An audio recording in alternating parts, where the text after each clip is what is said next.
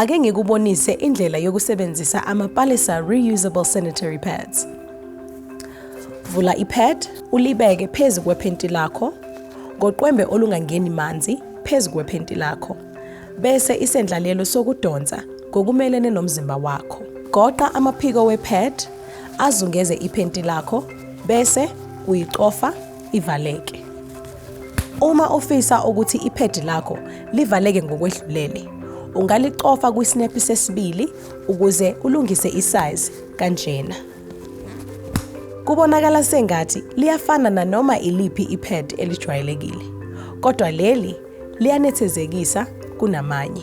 Uzokhipha-ke ipad olisebenzisile, uligoqe njengemvilophi, ulicofe, livaleke. Uma ufisa ukwazi kabanzi, xhumana nathi kule mininingwane esezansi.